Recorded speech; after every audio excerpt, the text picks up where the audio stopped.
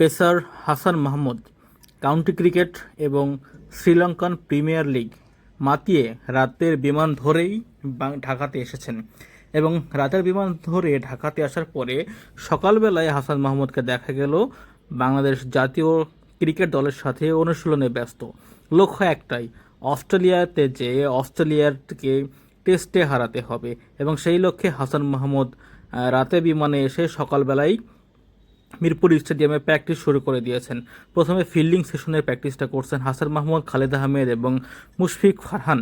এই তিনজন মিলে ফিল্ডিং সেশন প্র্যাকটিসটা করছেন।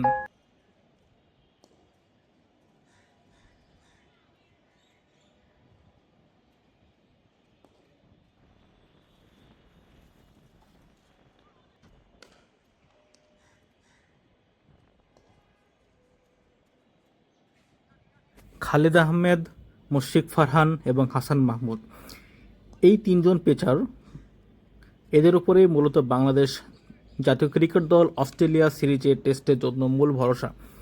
কারণটা হচ্ছে নাহিদ রানা ইনজুরিতে আছেন, শরীফুল ইসলাম ইনজুরিতে আছেন, মুস্তাফিজুর রহমান উনি সাদা বলে খেলেন, লাল বলে সেরকম একটা অভ্যাস নাই। তো টেস্টের জন্য একটা ভালো মানের বলার, সেটা একটা তুরুপের তাস হিসেবে হাসান মাহমুদ, খালেদ আহমেদ এবং মুশফিক ফারহান, সেটা আশা করাই যেতে পারে।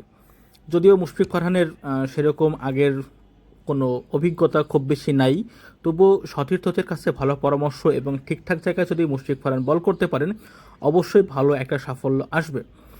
অস্ট্রেলিয়ার মাটিতে বলে কথা, সেখানে খালেদ আহমেদ একটু সুবিধা না পেলেও হাসান মাহমুদ বাড়তি সুবিধা পাবেন। কারণ হাসান মাহমুদ সুদূর ইংল্যান্ডে কাউন্টি ক্রিকেট খেলে আসলেন, কাউন্টি ক্রিকেটে ভালো একটা পারফরমেন্স তার কাছে আমরা দেখতে পেরেছি এবং সেই পারফরমেন্সের ধারাবাহিকতা যদি বজায় থাকে, অবশ্যই অস্ট্রেলিয়াতে হাসান মাহমুদ ভালো কিছু দেখাবে এবং তার সতীর্থ হিসাবে খালেদ আহমেদ এবং মুশফিক ফারহানও ভালো কিছু দেখাবে বলে আমরা প্রত্যাশা করি। সব কিছু মিলে এই তিন বলারকে নিয়ে বাংলাদেশের প্রত্যাশা থাকবে সবার তুঙ্গে, যেহেতু মেইন যে বলার নাহিদ রানা, শরীফুল ইসলাম এরা নাই, তাসকিন আহমেদকে নিয়েই, এদেরকে নিয়েই স্কোয়াডটা সাজাতে হবে। এখন দেখার অপেক্ষায়, আসলে দেশের মাটিতে তো অবশ্যই বাংলাদেশ ভালো খেলে এবং দেশের বাইরের মাটিতে যেরকম জিম্বাবুয়েতে একমাত্র টেস্টে বাংলাদেশ হেরে আসলো, ওডিআই সিরিজ হারলো এবং টি-20তে অবশ্যই কামব্যাক করছে। এখন বিদেশের মাটিতে বাংলাদেশ কতটা ভালো করতে পারে সেটা আসলে দেখার বিষয়। সেই প্রত্যাশা নিয়েই আমরা দেশের জন্য শুভকামনা জানাবো।